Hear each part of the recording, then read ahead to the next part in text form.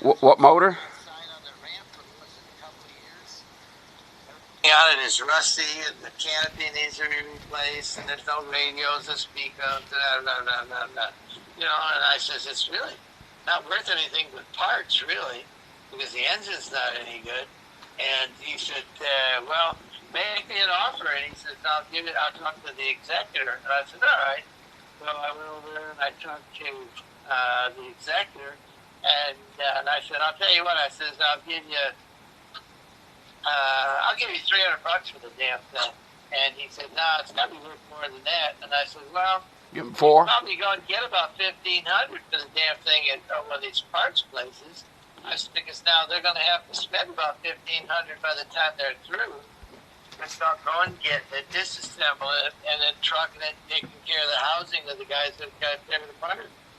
I said, so basically, I said, they're going to have $1,500 in the damn thing. And I said, is it really worth it? And I said, I don't really see that. And I says, he said, well, what about 5? And I said, nah. I says, when you get down to 300, call me. He called me back about 3-4 days later. He says, if you want it, you can have it for $300. Oh, nice.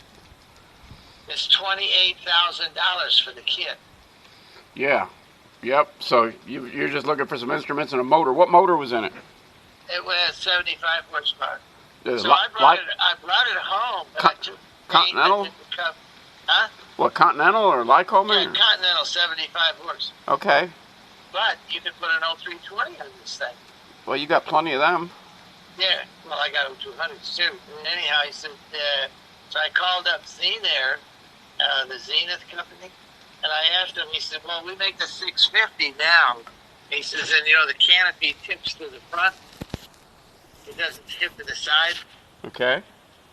And I said, well, this one tips to the side. He said, well, you could retrofit that or whatever, but now, and I told him, I said, I picked this thing up from an estate sale, and he said, well, so he gave me the paperwork to go back in to do the Zenair file to get it transferred over into my name. This comes with an N number and the type certificate, data sheet, everything. And it's got an airworthiness certificate. Nice. So you gonna fly this thing, or you gonna flip it? I'm not sure. I went and I stripped it all down. I pulled all the instruments and everything out of it. It had all the bungees on the landing gears all had to be. They were wrong and they were rotten. And yeah. So I redid all that business. And you know, they don't have any turnbuckles on this thing for tension in the cables. Think of it like this. Oh, shit. You know what a 1-inch piece of aluminum L angle is, right? Uh-huh. Extruded L angle. They cut 2 of them that were about 1 inch long, right? Mm-hmm. And they put them back to back. They put one of them on the bolt on the control and one of them on a cable with NitroPress. And then they put a long bolt in between the 2 L angles, and they tightened up the bolt. The closer the bolt comes in and it's loose, you know, there's a gap in there, probably about 1.5 inches to 2 inches. Oh, geez. The tighter you get that, that's what they were using for a turnbuckle. That's unique. It's dangerous because now all it was doing was pulling the L angles open. Yeah. And I said, because they don't even pull in a straight line. So I ripped all that shit out of it, changed all the cables, I changed all the brake lines, I changed all of the fuel lines, put them all of solid aluminum. All the fuel lines were rotten. Dang. And then they wired the damn thing, the wings, but they never wired the airplane to turn any nav lights or anything on.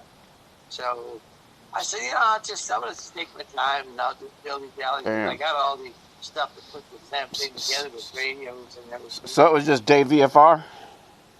Well, evidently, they kept it just Dave VFR. Yeah. But, you know, I'm going to put it all back together again, and I mean, just because it's LSA. Yep. Yeah, and that AvMap Ultra that I got in the biplane, that's a nice little all-in-one instrument. Because you can switch the maps from the HSI to the artificial horizon to the DG to the heading indicator, and it does the navigation. You can put waypoints in. Tells you your wind speed aloft. In the biplane, it was telling me at 2,000 feet I had a 22-knot quartering headwind. It was telling me right on there exactly the direction it was coming out of. Yeah, I'm gonna have to look and find out where I can pick up one of those because I'd like to take so this thing didn't even have a DG. Yeah, well, just Google it. Aircraft Spruce or one of them companies might sell it, but just do a search on Google for AvMap Ultra. Okay, all right, that's what I was really looking for. But, yeah, I've got. I mean, it's a solid airplane. Really, it is a structurally solid airplane. They did a real nice job putting it together. But, once it started getting into the fine tuning and the rigging, I said, "Holy shit!" Well, hey, And then they started nigger rigging it. hey, is your Cherokee back from Bay Avionics? Nope, it's still over there. Holy I went shit. in there today, and I said, "Where are we, guys? Are we getting somewhere close to where we need to be, or what's the deal here?" Yeah, because And they said, "Well, we got most of it taken care of. We haven't figured out the line, and the G3 and the Garmin both have got those two separate pancake antennas up on top. Yep. And I guess one of them is telling the G3 different information, and they're having a problem getting them coordinated because it keeps throwing a flag up, and they're trying to figure out why it's doing it. Dang. Yeah, shit, I brought the biplane home October 1st out of your hangar, so it's been gone longer than that. You're on a month now, over a month. Well, well, next week it'll be 2 months. Oh, shit. Well, I'm supposed to get back over there. He's got an autopilot to test out my plane for me that he scrounged up parts from another one that was broke or whatever, Right. I think. He said he put it together, and he said it worked. Yeah, so I'm going to get over there when I get back on a good day. Like I said, I got this doctor's appointment. And I'm volunteering to work the election, the polls, and then once I get done with that, I might head back up here in New York and mess with this camp some if the snow's not bad. If it's snowing, I got to get a four-wheel drive to get up in here if it's snowing. My Dodge Charger ain't going to cut it. And my van won't be much better because it's heavy, but it's like one-wheel peel, and it's not the tires for it. All right, what's the name of that thing again? It's Ultra. AvMap Ultra, I believe it's called. AvMap Ultra. Okay. All right, I'll have to go and see what that is. Well, at least be careful. All right, buddy. Tell Vivian I said hey, and I'll be by. I'll stop by and see you when I see Ronnie here with this autopilot. Okay. All right, buddy. Bye-bye. Bye. All right. Unexpected call during the sunset from a buddy Jimbo, talking aviation stuff. As you heard, he got an airplane for $300. That the kit's like $28 to build it. It's already built. It just needs gone through and a few $1,000s worth of work. And he'll have a nice flying machine and making money like he always does. 81-year-old AMP IA with inspector authorization and some other crap too. He's a DAR or something.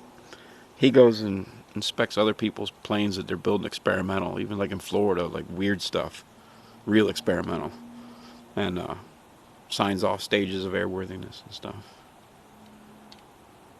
Anyway, what a beautiful night on the mountain. All right. America, last night in Canandaigua, at least for about a week and a half or 2 weeks. America.